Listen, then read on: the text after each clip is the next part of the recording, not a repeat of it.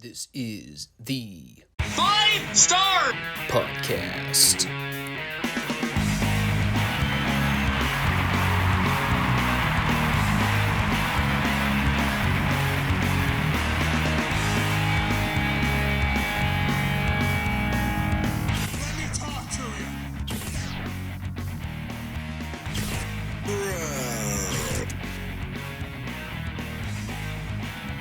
Such good shit.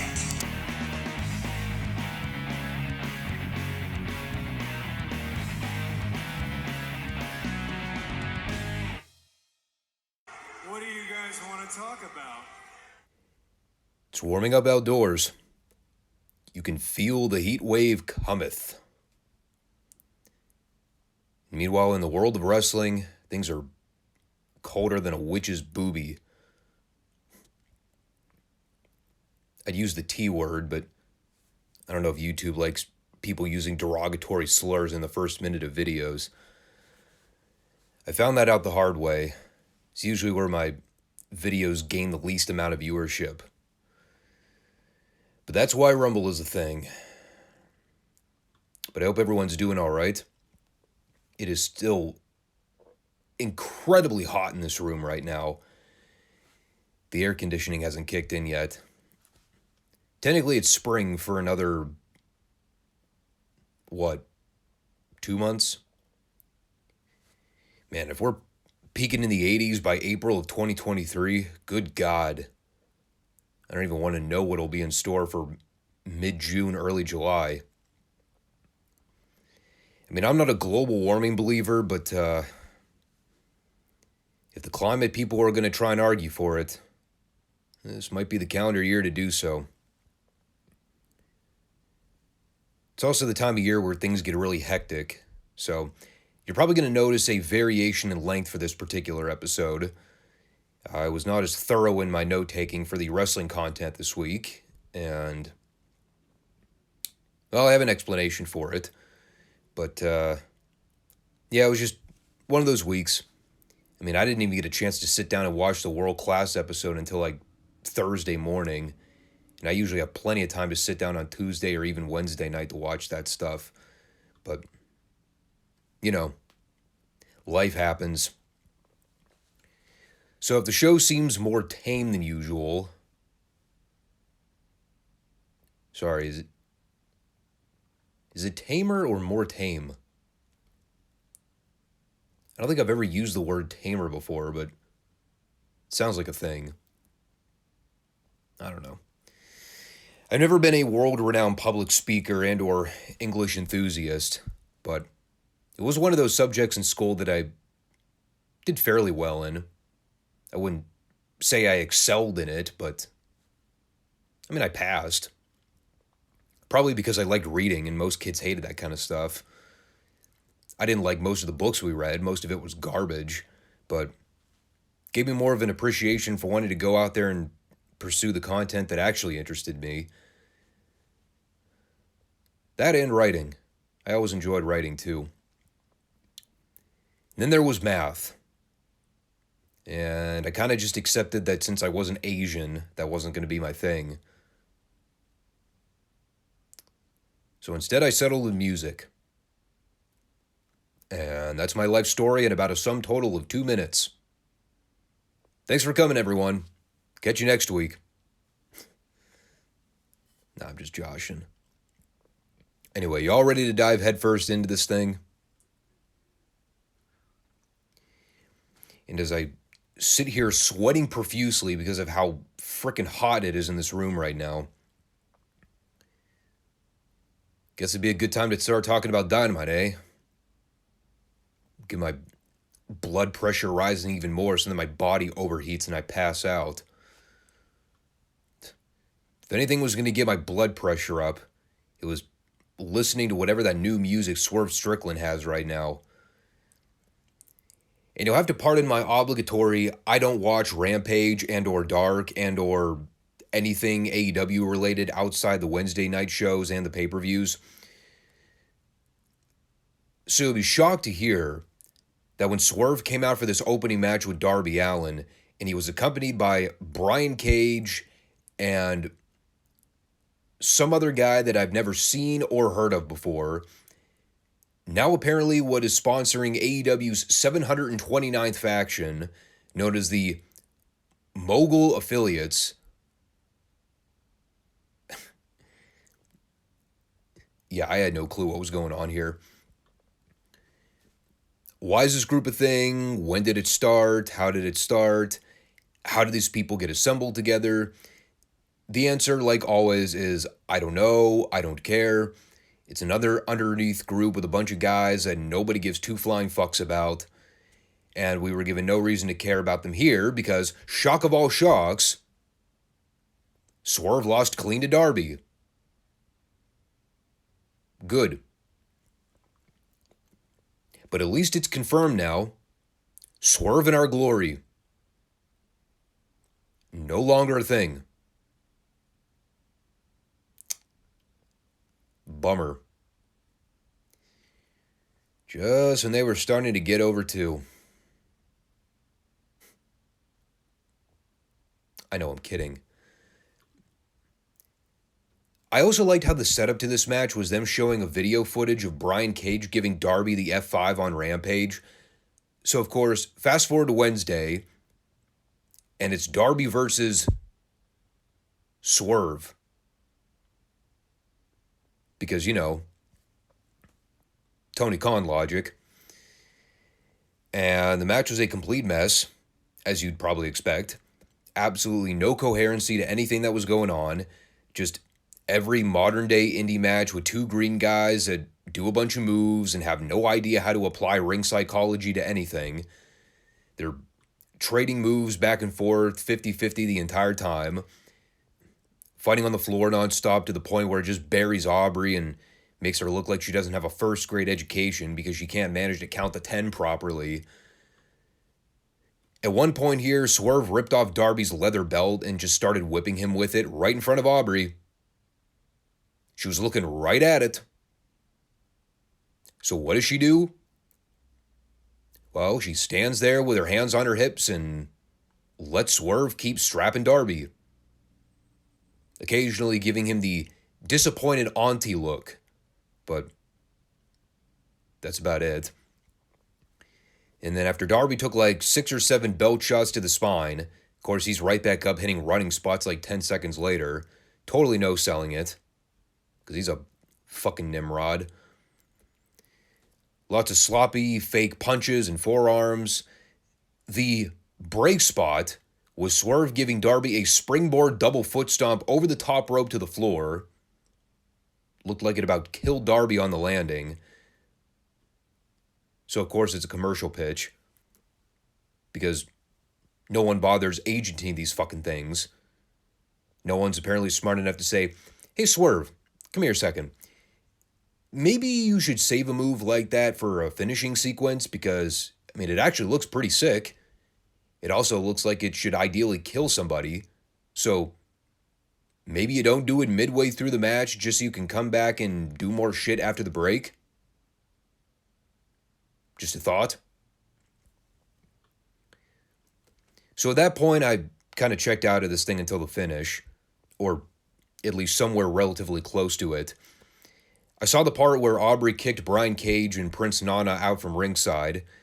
There was a spot where Darby also kicked a chair out of Swerve's hand, and when Swerve slid back into the ring, in typical indie mindset execution, Darby hit Swerve with a really impressive looking code red for a near fall, and then 3 seconds later, he pinned Swerve with the Last Supper, which was about 10,000 times less impressive than the move he just hit 3 seconds beforehand. Because, you know, agents. Those are apparently not a thing in AEW. Figures that Tony's paying a bunch of veterans he hired over the last few years to basically sit around, collect a check, and jack themselves off most weeks. Somehow he can't figure out a way to have some of the older guys sit down and offer suggestions to some of these green idiots, saying, hey, you might want to try this instead, or maybe this would be a better way to do that finishing sequence. But no, apparently they're all fucking useless. Either that or they just like collecting Tony's money and watching this train wreck keep barreling off the cliff week by week. So that was a general waste of 15 minutes, give or take.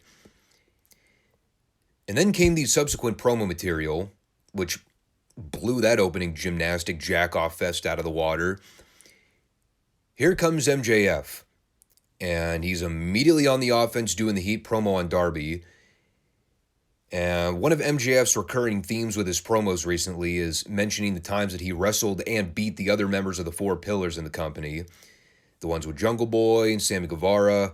I had no memory of those matches ever taking place, but apparently those are well documented somewhere in the archives. However, I do remember the match he had with Darby at the Full Gear pay-per-view a couple years back. That match was actually one of the more standout moments of Darby's career, probably due in large part to MJF carrying the load, but I mean, I don't want to immediately throw Darby under the bus and not give him credit for it. And we all remember the story of that match, the finish in particular, the magic words, headlock takeover.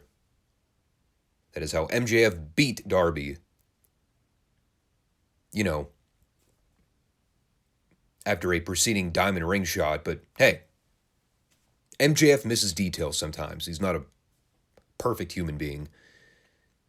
So while Max is running down Darby, somewhere during this promo, Darby, who was just kind of casually leaning against the bottom turnbuckle in the corner during this like a homeless bum, somehow he manages to find a mic, and he's trying to do the comeback promo on Max, which probably sounded good to some people. I thought it was kind of forced and manufactured, but the material was generally good.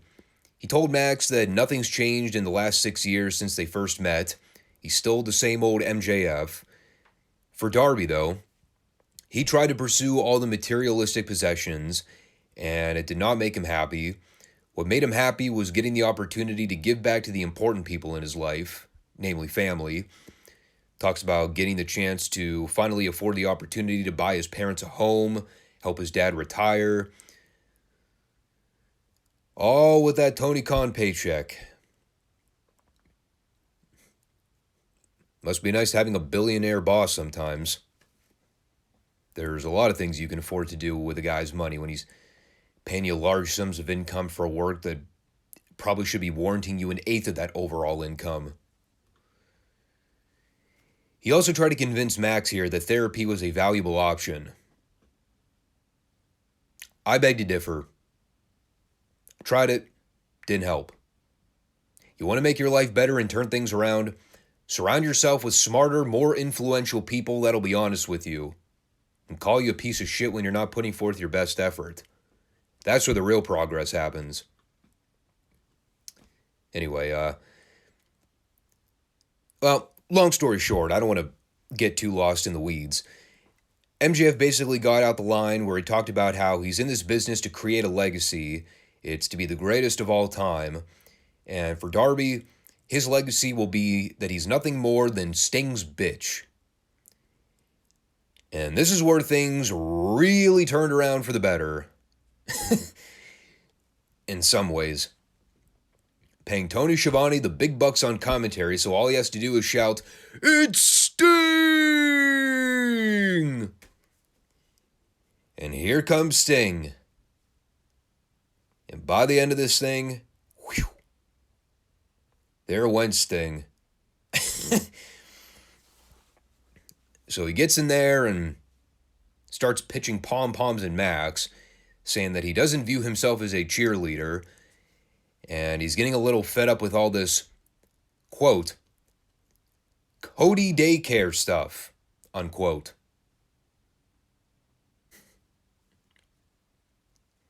Slip of the tongue. And immediately upon realizing that he fucked up with that line delivery, he's trying desperately to get things back on track and finish whatever thought he had.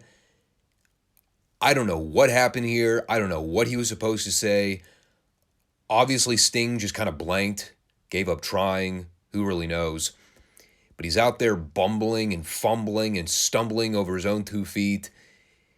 he started going way off the rails by name-dropping Ric Flair and Kevin Nash and Scott Hall. I'm like, trying to figure out if he's going to try and draw all this back full circle and get to a point. And, I don't know. I think his conclusion was that Darby was going to be the AEW World Champion. And I love Sting. This was not one of his finer career moments. Although one thing he said did ring true. He said, "Showtime for the Stinger is almost over." And I said, "Indeed it is, Sting." Especially after that promo.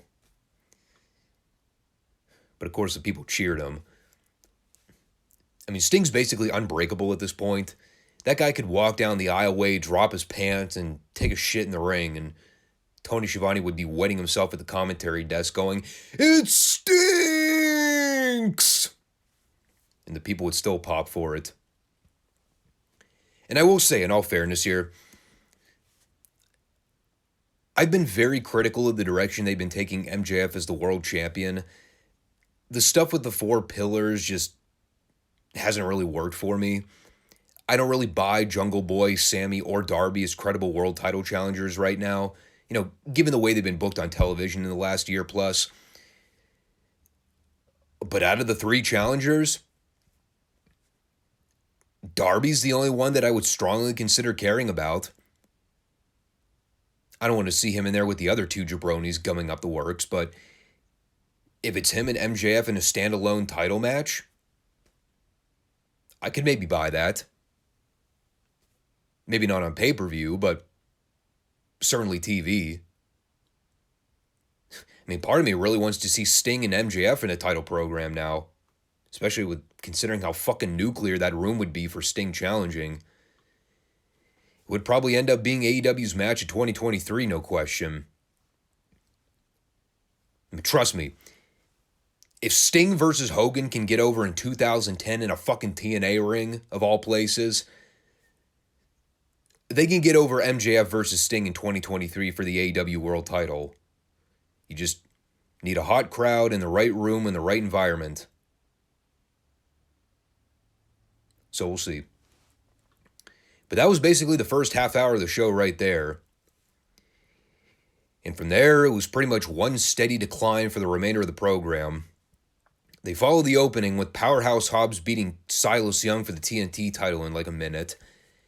And while I like the idea of Hobbs getting short TV squash wins, should have been something they were doing with this guy like 2 years ago, all of it immediately lessens in value when I look outside the ring and who should be standing there but fucking QT Marshall, dude. And I'm sorry, the whole QTV garbage, that abysmal acting with that random chick in the skirt, whatever's been going on with that shit, it's terrible. And I don't think anybody's even going to try to deny that fact. And as long as Hobbs is affiliated with it, it's going to be really hard to take his segment seriously. This also wasn't a particularly great showcase for him because that burning hammer backbreaker thing he used at the end was poorly done. And they probably spent a sum total of like 1 minute getting over Hobbs in a 2-hour program, by the way. That's all they devoted to him. And the rest of the segment was right back to watching the usual AEW shenanigans. There's Wardlow doing a piss-poor hit job on Hobbs' sports car in the parking lot. He attempted to smash it with a baseball bat and barely put a dent in the thing.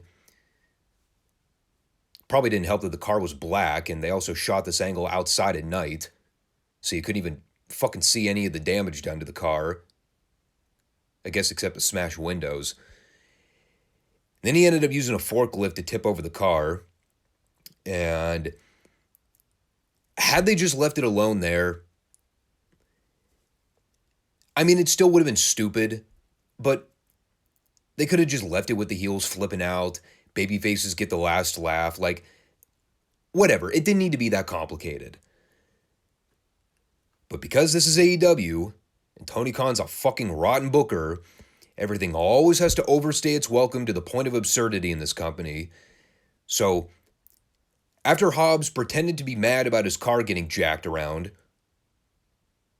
well, he's already over it, because he's right back to beating up Silas Young afterwards with a big old grin on his face, and he's about to powerbomb him through the two conveniently placed tables at the bottom of the staging area, when who should run out to stop him, conveniently, but Wardlow, who apparently had the vision of foresight to see that Hobbs was about to inflict mass damage on another human being. Or, they didn't think this through before putting it on television because Tony's a fucking dolt. So Hobbs and War Dog are doing the fake fight for a few seconds before geeks run out for the impending failed pull apart. And sure enough, they all get laid out. And it ends with Wardlow powerbombing Aaron Solo through one of the two breakaway tables, because Aaron didn't clear the second one in time and nearly came within a hair's reach of smashing the back of his neck off the edge of the other table. Because in the world of AEW, it would have worked out too perfectly if Solo had gone through both tables. We have to be sure that Solo only goes through one table, so these people look even more amateurish for not setting up the tables properly before this pre-planned spot. So this mostly sucked cock as well. But hey, at least the Marks got their table spot in for the week. Can't ever get enough of those. It probably sucked a little less cock than the following match, which was Buddy Matthews and the company mascot for the International Championship. But I only have so much patience for bullshit. I've tolerated the mascot getting rammed down my throat for the last month and a half. Now it's beyond ribbing. This is like one notch below unhealthy porn obsession, is Tony Khan's infatuation with his fucking dingbat. I can't explain it. I'll never be able to explain it, but I guess we can just come to expect now that every week on this show, whether it's singles action, tag action, trios action, or meaningless battle royals or backstage angles, we're going to get this douchebag booked in some way or another. Not because he's a ratings draw or an asset to the business in any meaningful way, but because Tony likes him and thinks he's cute. Because, did I mention, Tony's an idiot?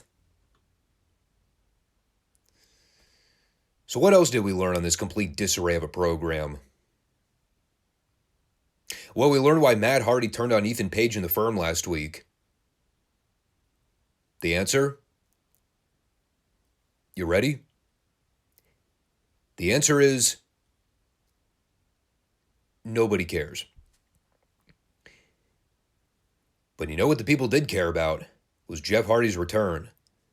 And what a way to bring him back, right? Immediately launching him into another underneath program that even the AEW mindless sheep wouldn't argue is a good storyline. And,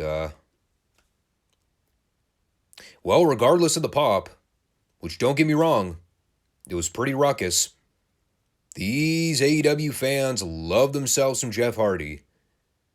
And they idolize this guy growing up. Even though we've already established the guy is old, slow, looks like death warmed over, and can barely even throw a chair without looking like he's about to break into two pieces. No, everyone still loves seeing the Swanton Bomb. And with their luck, it'll probably be a matter of 2 or 3 weeks before they got Jeff booked in some kind of dangerous stunt show ladder match. Because Tony Khan never learns from his past mistakes. So, we'll see how long it is before Jeff gets yanked off of TV again. How long do you give it this time? A month? You know what I wish they'd yank off of TV? Anything involving the BCC and or the Elite. Seriously, I'm not making this up. Their top of the hour match. Jon Moxley and Claudio Castagnoli versus Brandon Cutler and Michael Nakazawa? Really? Who books this shit? Don't answer that.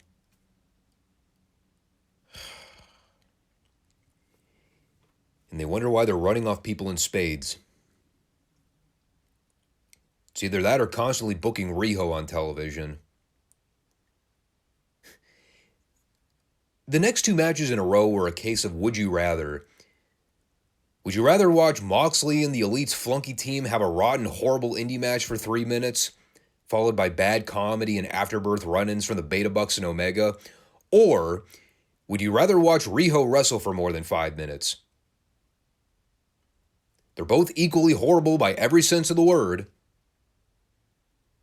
It's just which one is bound to give you gastric infection more quickly. Now, it doesn't matter because I wasn't about to wait to find out. So instead, I skipped to the TV main event, Chris Jericho and Grandpa Keith. Actually, I think I read somewhere that Keith's new gray look kind of gives him those creepy old gym teacher vibes. I think I see where people are coming from there. It's even creepier seeing him without a shirt on. And it was also made even creepier than that, with a spot like 2 minutes into this thing where Keith hit Jericho with a shoulder block and then followed it by kissing him on the forehead. Not the visual I needed implanted in my head for memory. And aside from me really not digging Keith's new look, I really didn't dig the match either. Like, it wasn't awful or anything, but I don't know. Maybe it was just the time in the show this match came, and a lot of it just might be the surrounding circumstances of everything going on with the match. Like, Jericho going over is already a foregone conclusion. And I don't know what it is. Maybe at the end of the day, it's as simple as Keith not being a particularly good pairing for Jericho in the ring. I was never the biggest Keith Lee fan in NXT several years ago, although I will admit he did catch a lot of traction with the fans before they put the belt on him. A lot of his stuff, though, when I watch him work, so much of it just seems like I'm watching it and take place in slow motion. Like, he's always been a pretty moderately decent athlete for a guy that size, but I remember complaining that his matches always kind of follow the same format a lot of the indie guys' matches do. A lot of big, high-impact moves, lots of visually cool-looking things, but his selling isn't all that great. His facials and personality never really shine through on camera all that well. I don't know. To me, Keith Lee's always been a guy that's been missing a tool or two. What he does in the ring is fine, but maybe that's just what it all boils down to. He's fine, but that's where the buck stops. And with his age, I don't really know if there's a whole lot of room for growth beyond where he is now. And certainly having him job out to Jericho ain't doing him any favors.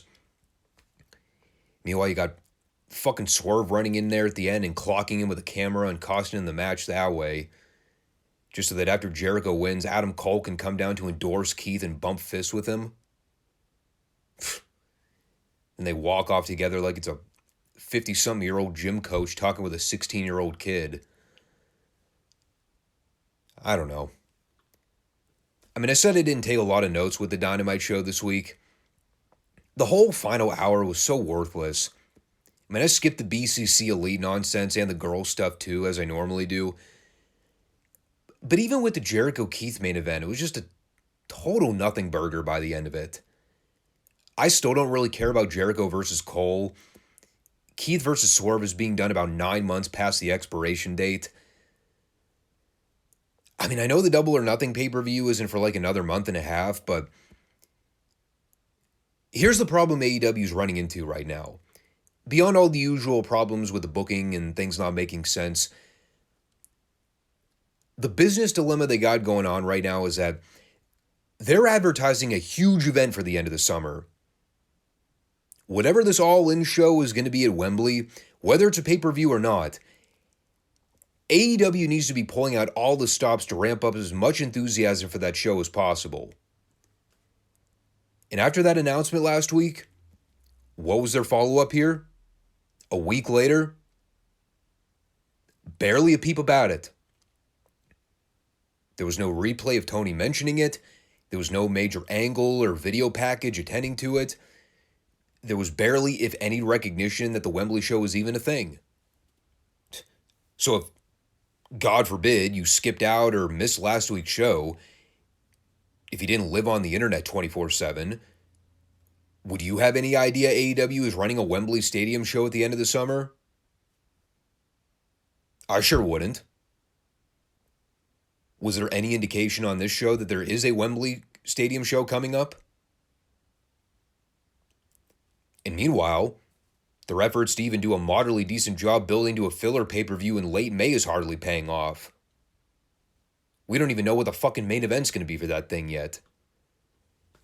I assume it's going to be the 4-way for the world title, which is probably what I'm banking on them doing.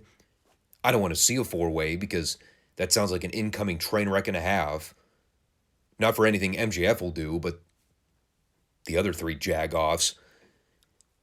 I'm just concerned that they're going to be way too reliant on selling the Wembley show with the circle jerk dream match card blueprint. You know, it's one thing to hot shot some big matches on that show to try and hook and sell some last-minute tickets, but there's got to be an effort on their part to start building TV enthusiasm for it. Make the shows worthwhile. Get guys on there that we're all going to have a vested interest in seeing. Where the fuck was FTR this week? They just won the AEW tag belts last week, right? Why were they left off the show? Shouldn't you be looking to sell a huge rubber match between them and the Beta Bucks for later this year? Kind of hard to do that when they're sitting in catering. There's a lot of bad on this show right now when it comes to the talent being heavily featured. And it's a common complaint of mine for a long time with AEW. There are no stars. They milked everything dry with all the people that we once had investment behind. Ricky Starks is a total afterthought anymore. Hobbs is forever lost as a cog in the wheel. Wardlow's doomed to never be a megastar. Meanwhile, it's all the 2019-2020 indie direct getting shoehorned onto this program every week. In key spot after key spot after key spot after key spot. So I don't know. I'm waiting for the moment Tony wakes up one day and realizes, hey, you know, we ought to start ramping up some enthusiasm for this all-in show. Try to maybe hook in some viewers that we ran off with all that nonsensical bad booking over the last 6 months. Try to get Punk back into the fold to do some business and get a fucking star or 2 on this show, God forbid. Tell some of the other divas to suck an egg and get over their fragile ego trips. Do business with people and try to make some fucking bank off this thing. That'd be my mindset right now if I had any kind of leadership position in AEW. Instead of banking on the fans you already have as the ones that are going to carry the load, how about you try to go after the fans that have either tuned you out or are regularly disenfranchised like me? Sell me on All In. Tell me why I should care. Tell me what matches I can look forward to seeing and explain why they're important. Don't assume that I'm already going to know. Don't assume that everybody watching already knows. Fucking explain it. And make whatever programs MJF works in or CM Punk works in, make those worth the investment. Again, I think AEW running Wembley is something people ought to take seriously. Even if you're an avid AEW hater, you should at least keep your eyes peeled to see how they go up ramping up excitement for that show, how they end up piecing a card together. Whether or not it pans out in the end, we'll deal with at a later date. But they got a lot of work to do right now. And right now in mid-April, kind of seems like they're taking more steps backward than forward. All right, so we are going to shift things up a little bit for the Crockett TV review, and I'll explain why. If you watched the Monday show, you saw that we reviewed more or less the highlight reel of the 87 Crockett Cup, both nights. And because this particular taping was done in Atlanta on the 11th earlier in the day, it was actually taped before the second night of the Crockett Cup. So basically what the boys did was that they flew down to Atlanta to film a couple promos, maybe a match as well, and then they flew all the way back up to Baltimore that same day to get ready for the second night of the tournament. So there were several things on this program that were going to be a little redundant for the review. Since we already talked about the 87 Crockett Cup, this episode was a little outdated. So I'm actually going to fly by a lot of things on this show to just keep it moving, since a lot of the promo material itself we got in the studio was already superfluous. To be frank, we probably could have just skipped this entire show and picked things up next week again, but I mean, the show wasn't a complete waste of time. There were still a good few things to talk about. If you want to catch my 87 Crockett Cup review, go watch the Monday show where we talked about some of the key matches in greater detail. And some of the redundancy kicked off right at the beginning. We started with the Barry Windham promo where he basically told us that he's got the butterflies ahead of his title match with Flair that night. His entire promo just consisted of him telling us that he's getting on his private jet to head up to Baltimore right now. Which is kind of hilarious if you think about that for more than 2 seconds. Barry flew a plane all the way down to Atlanta to film 8 seconds of promo material just so he could tell us that he's flying back up to Baltimore right now. If only Skype was a thing in 1987. Could have saved the boys a lot of travel time. And company money. Then we went to the ring for an Ole Anderson squash against Ray Aaron. Really nothing to say about that one. We did not see any of the film of the Ole Anderson or Tim Horner matches from the Crockett Cup. Those must have happened in some of the earlier prelim matches.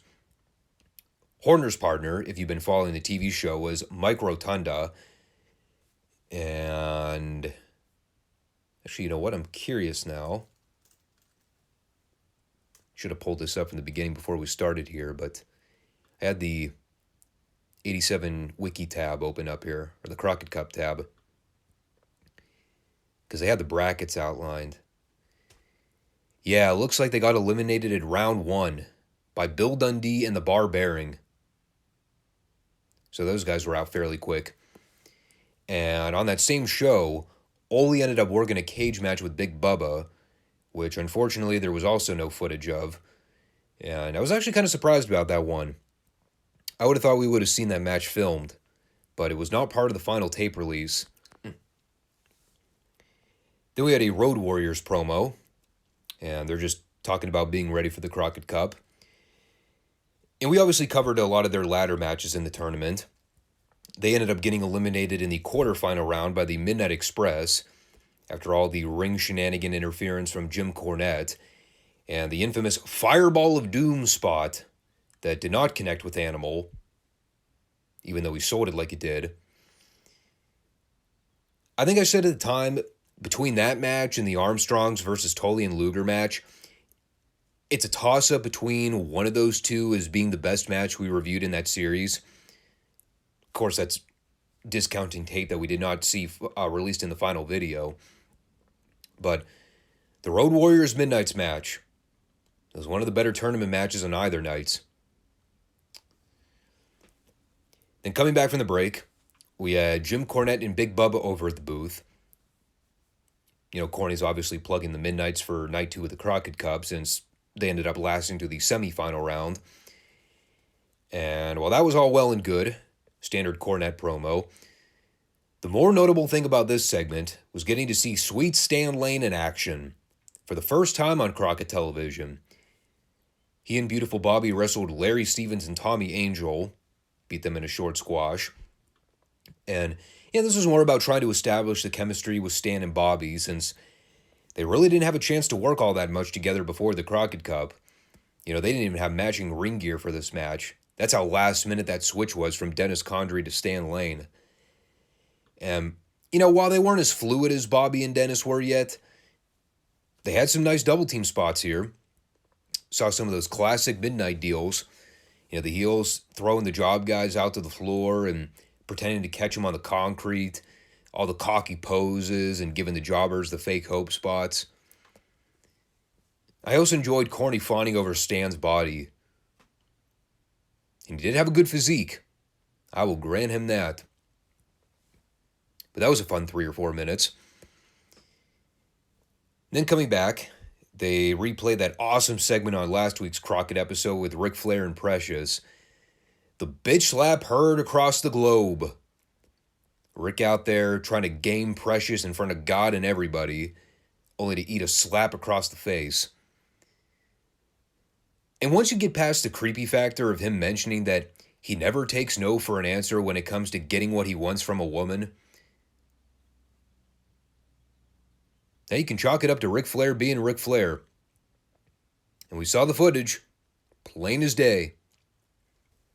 Precious may have paintbrushed Flair. She can pretend all she wants. But we all saw the gleam in her eyes. She totally wants him. So that was the thing. By the way, that was all done to build up the Ric Flair Jimmy Garvin matches that were going to be happening on the live events in, I believe they said it was the Atlanta region. It was during the weekend of the Baltimore tour, though. Then after that, we had Arn Anderson beating Zane Smith in a short squash. And by short, I mean, it went about 5 minutes. Which for a TV match in the studio, that was almost equivalent to going an hour Broadway. And while we've been following and covering the story of the Horsemen's dissociation from Ole on television, they turned on him weeks back, we saw that Arn's replacement partner for the Crockett Cup was going to be Kevin Sullivan. And we actually got the chance to review one of their matches for the Crockett Cup tournament. I believe they wrestled... Shit, who was it? Now I forget. Oh, that's right, yeah. It was Bullet Bob and Brad Armstrong. Yeah, the fact that I forgot about that match probably should tell you something. Didn't matter at the end of the day, because Arn and Sullivan got eliminated in that round. They also did not make it too far in the tournament. But hey, it is what it is. Maybe if Arn wasn't so stubborn and he stuck with Ole, he could have made it farther. That's karma for you. Anyway, Road Warriors beat Randy Barber and one of the Thunderfoots. That was short and painless. Well, painless to review. It was not painless for Barber and or Thunderfoot. They got absolutely napalmed in there. But then we came back for a fun segment with the Horsemen and their Space Mountainette auditions. 2 of them at least. They were here to show off their bosoms and bootios. And in the case of the one wearing the teal-colored shirt here, her lack of said bootios. Little too saggy for my taste. No offense to the Nature Boy here, but not his best selection to spotlight girls. And if these girls were supposed to be Flair's depiction of what Precious would have to compete with for the Space Mountainette auditions, not thinking the competition is all that high. But in Flair's second effort to game Precious on TV, this week, it's Simp Nature Boy. Now he's offering her a fur coat in order to try to get in her pants. And, it went pretty much as you'd expect. Precious slipped on the coat. She looked fan-fucking-tastic. Sorry, I got a little carried away there. In any sense, she did a little twirl for the camera, and she proceeded to walk off with the coat. And I guess Flair took that as his cue to wrap a condom on, hit the private jet, do a little in-and-out procedure before he had to fly up to Baltimore. And that was it. Not a bad way to spend your Saturday afternoon. If only it went according to Flair's plan. If only. And I think Precious is going to keep the coat, which I'm not surprised with. Anyway, that was fantastic. And then apparently nobody clued Tony Schiavone into what was happening next. So he tries to pitch it to the ring, but then it turns out that they did not have the next match queued up yet. So he had to kill about 45 seconds of airtime by being awkward and probably waiting for the boys in the truck to get their butts out of their ears. Then it turned out the delay was all to set up Baron Von Raschke versus Brody Chase, which I fast-forwarded through because, well, see the names involved. I can't even remember. Did the Baron actually wrestle in the 87 Crockett Cup? I could have swore he did, but I totally forgot who the hell he would have teamed with. I mean, I know we didn't review anything from Baron on the Crockett Cup show. Let me see if it's on the list here. I have it open. Still opening rounds here. Oh, yeah. I forgot. He teamed with fucking Wahoo. They got eliminated in the first round by losing to the Mod Squad. Jesus H. Christ. Well, moving on. We had a Russians promo that was also very unnoteworthy. They're still pissed about getting stripped of the U.S. tag belts, as well as the recent suspension of Dick Murdoch. And while I had the tab open, since we also did not have a chance to talk about the Ivan Pietrov matches, turns out they also got eliminated in the opening round, losing to Brad and Bullet Bob. Wow. So much for all that build-up to see them get in the ring with Dusty and Nikita, doing an opening round job to the Armstrongs in under 5 minutes. That was the extent of their stay in the Crockett Cup. And you know, that's weird too, because I could have swore they had at least one match with Dusty and Nikita in the Crockett Cup. Unless I'm just thinking of a bunch of house show matches they did. But I thought there was a bigger payoff for that. No. In any case, we had Ivan beating Dexter Westcott in short order here. It was about as boring as you'd probably expect. Still 1,000 times better than anything Vladimir Pietrov could have done. I think they kind of gave up on that experiment not too long after this. He sort of just vanished into the ether. And, well, following that squash, they pretty much immediately segued into the next match.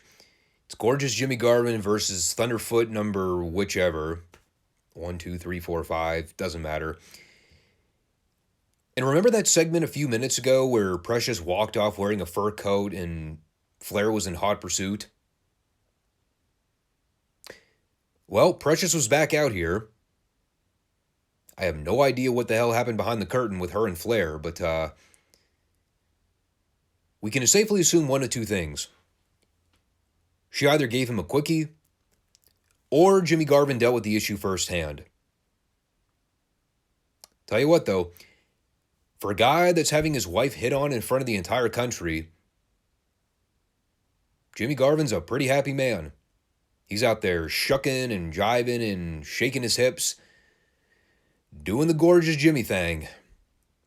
Apparently not concerned that Flair's out there buying his wife gifts and trying to copulate with her. But, now, you know, Gorgeous Jimmy's usually not the guy to overreact. As we've clearly seen from reviewing countless Jimmy Garvin segments on this channel over the last couple of years. Anyway, Garvin won that match with a brainbuster. And then we had this awesome follow-up deal with Precious, Garvin, and the Horsemen, also tying in a few other bodies.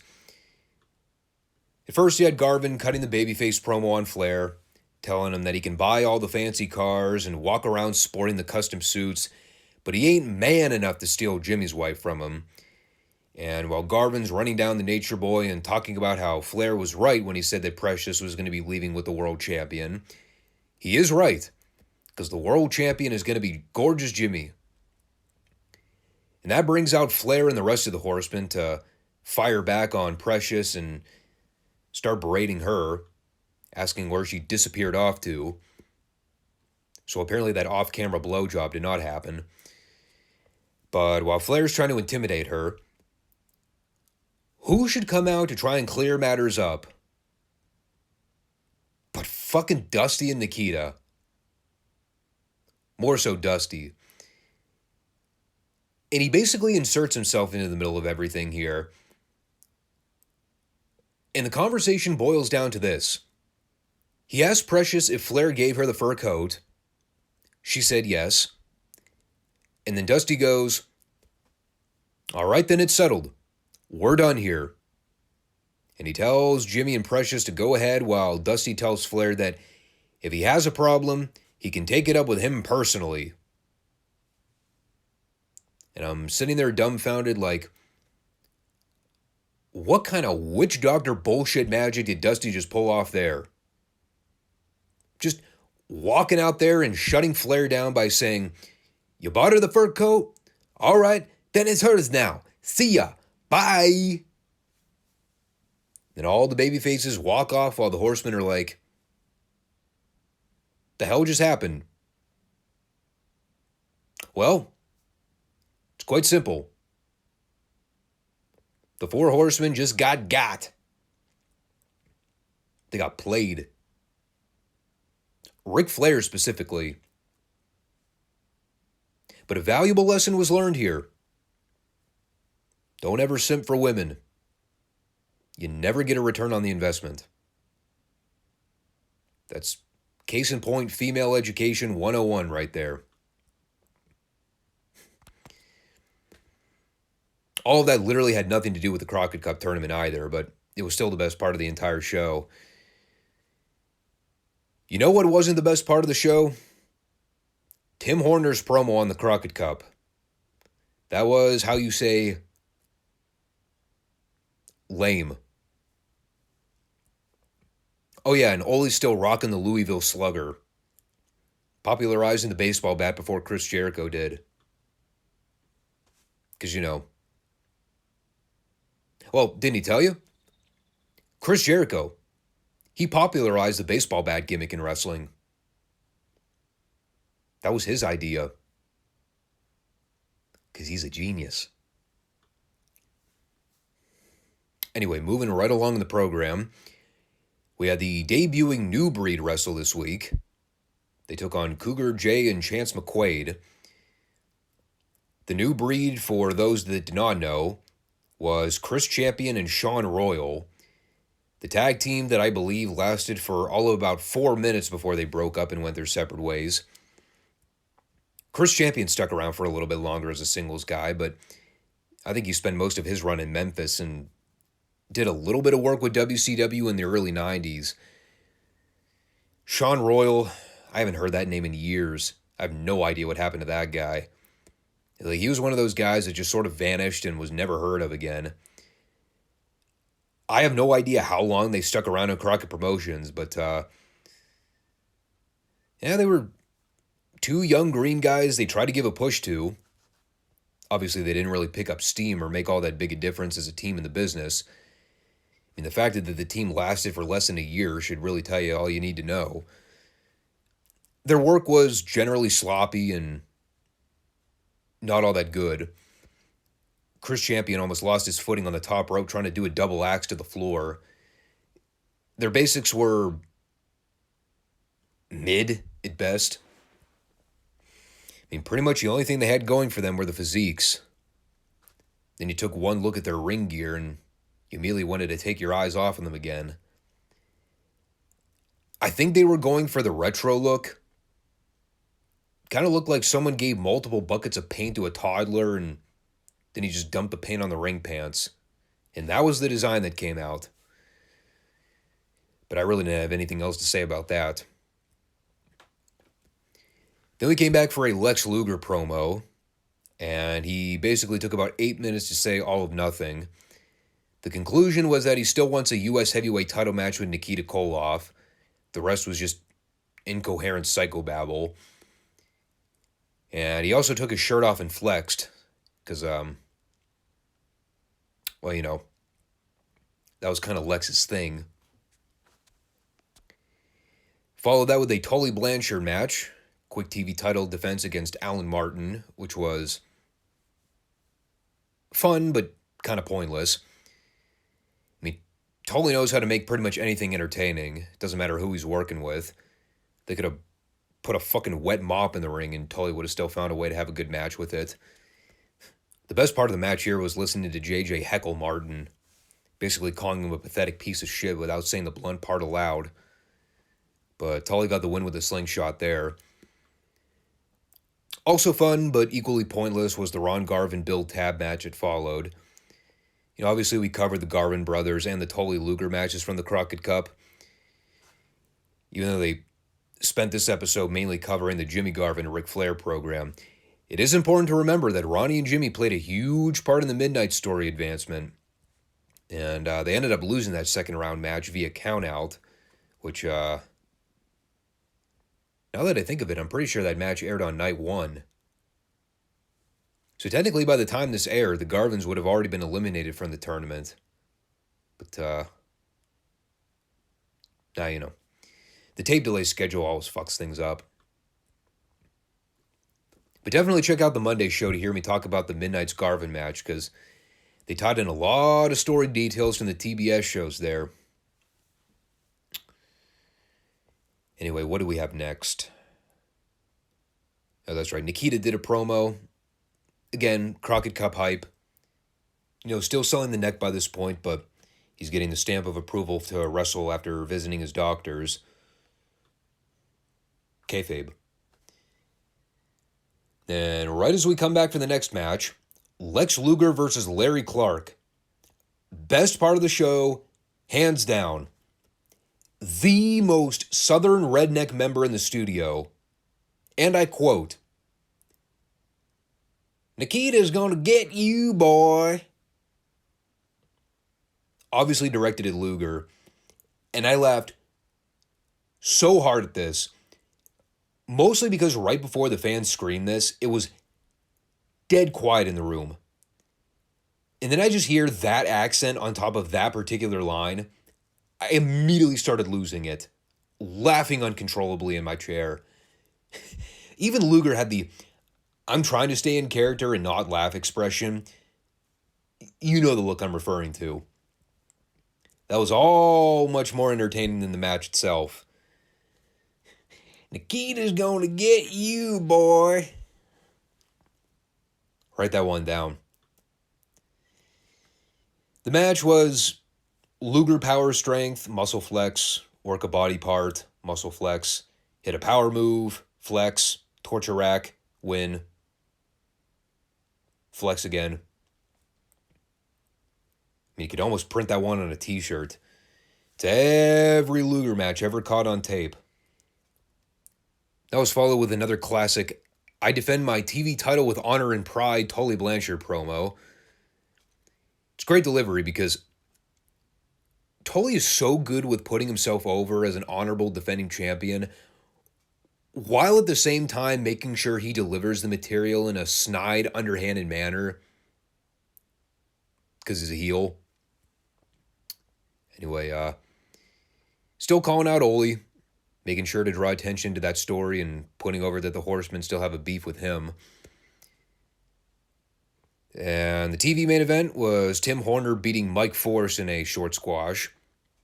Relatively unexciting. Not much more to say about that one. Then we had the show closing Flair promo, putting some final touches on the story from earlier with him, Jimmy Garvin, and Precious. Of course, having to first bring up that the fur coat he lost out on was only a $15,000 investment, which was, we all know, pocket change to Ric Flair. But Flair is not satisfied with Precious walking away from him and not giving him what he wants. And, Oh, I think we all know what Flair wants. But he assures that he's going to get his fix eventually. And in the meantime, he's going to make an example out of Jimmy Garvin. And something else about coming around the mountain. And I don't mean come spelled C-O-M-E, if you know what I mean. But that was Flair's pitch to sell the upcoming Garvin matches for Atlanta, even though he had to fly out to Baltimore that same night to wrestle Barry Windham. And again, for sake of making it worth your time, go check out my review of the Flair Windham title match for the 87 Crockett Cup. I had a lot to share about that match. All in all, I don't mean to sell this one short. It's not to say this was a terrible episode or anything. I just didn't have much to say about it. Half the stuff tied in with the 87 Crockett Cup. And while there was a decent bit to cover here, a lot of it really wasn't worth harping on in detail. But, if you want the fuller context, you can go listen to the Monday show and backtrack a little bit to get caught up again. Next show should probably be a little more thorough with the breakdown, since we'll be post-Crockett Cup and we'll be shifting gears and moving things up for the 87 Great American Bash Tour, which should be an exciting period for the next few months. But we will get there in due time. And boy howdy, speaking of shows I didn't have a whole lot of input on, it's kind of the common theme with a lot of these world-class TV shows, isn't it? It's so funny, too, because the one thing you'll always hear me commonly talk about with Dynamite is that even though the shows are usually awful, they're never boring. You will never hear me say that an episode of Dynamite is boring. There's always plenty of stuff to rant and laugh about. But world class, it's like you watch the show, it ends, and you're like, yeah, that certainly was a wrestling show. Now, this one was mainly a placeholder as we kind of get closer to the David Memorial show at the Texas Stadium. The story development was kind of relegated to one or two things, and the rest of it was kind of there. We had another encore presentation this week. They replayed the Iceman Andre versus Super D's tag match that we talked about several weeks back. And, this was fun, mostly for getting the opportunity to see Andre wrestle again. I remember talking before when it came to Andre, we talk about the significance of him being a special attraction during this period, especially in the territories. He didn't do a whole lot of work in the Dallas region on a consistent basis, but when he was there, God, the people loved him. And this was literally within months before he signed with the WWF. And of course, they brought him here just to sort of advance the ongoing TV program with the Iceman and the Devastation Inc. crew. While at the same time, Andre had ties with Devastation Inc. going back to when he was working with Kamala. Those guys were feuding, dating all the way back to like 82 or 83 when they were both in Mid-South. So they definitely have history with each other. And this was the match that ended in the DQ because of the Kamala run-in at the very end. He ended up getting quickly evaded by the babyface team, but not for lack of trying. And this might have been Andre's last appearance in Dallas now that I think of it. Because like I said, Vince already got a hold of him by 84. So this had to have happened within months of him signing. And of course, over the next few years, we saw all the great business he did with Hogan. But that was the opening segment for this week. Then we segued into the Missing Link versus Mike Gallagher, which I also had very little to say about. The highlight of Missing Link matches is listening to Bill Mercer come up with all his clever dialogue about how Link is usually one fry short of a Happy Meal. And we basically heard him say everything but the apparent. He's clearly on the spectrum line. But I don't think that would have been suited for television. Even dating back to the 80s in the South. But Missing Link did all of his usual wacky offense. He eventually went over with the second rope falling headbutt. Then we came back for Kerry Von Erich versus Super Destroyer number 1. And I believe by the time this match aired, they already had decided on Kerry getting the title shot against Ric Flair at the Texas Stadium show. You remember they were contemplating back and forth between him and Kevin getting the title shot, but I'm pretty sure it was official that they went with Kerry by this point. Pretty basic stuff from both guys. You know, the Von Erichs and the Devastation Inc. crew had some run-ins together on TV over the last few weeks. So, you know, those guys had some intertwined business in one form or another. This was mostly just a squash to get Kerry over before he wrestles Flair for the belt. The only thing I noted here was the finishing sequence where Super D went to prop up Kerry on the top rope.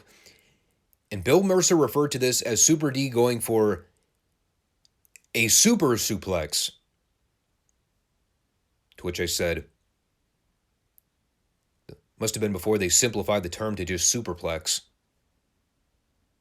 And I never get over Bill's pronunciation of the word suplex.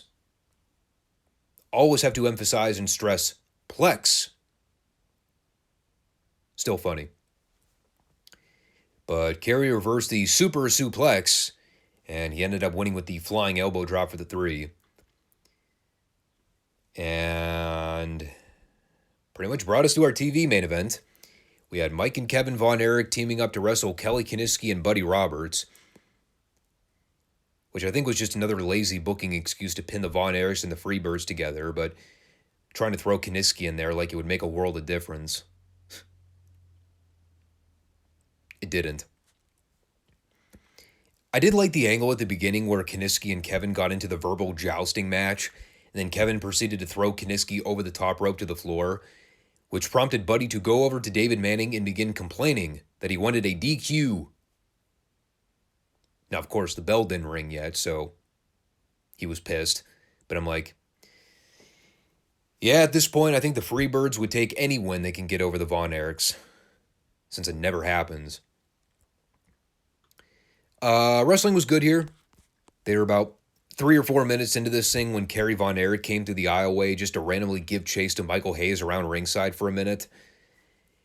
And it was funny because, A, Hayes literally didn't do jack shit prior to Kerry showing up. It's not like he was running interference behind Manning's back. Kerry just decided, hey, you know what? I don't like that guy. I'm going to go down to ringside and start chasing him around. And it was hilarious because it ended up with both guys spilling into the ring while the match was still going on. David Manning's just standing there like, you know, not really out of the ordinary for what we'd come to expect with these guys. Let the match continue. And, now things kind of roll along for a little bit. It breaks down into the inevitable 4-way at the very end. And at the point Kerry and Hayes get into the ring again and start fighting, that is when David Manning calls for the bell. To which I said, oh, I see, so we are operating under the TNA logic rule. You can interfere in a match one time. That won't be grounds for disqualification. But by golly, you interfere twice. That is crossing the line. Apparently. So invariably it ends with a double DQ.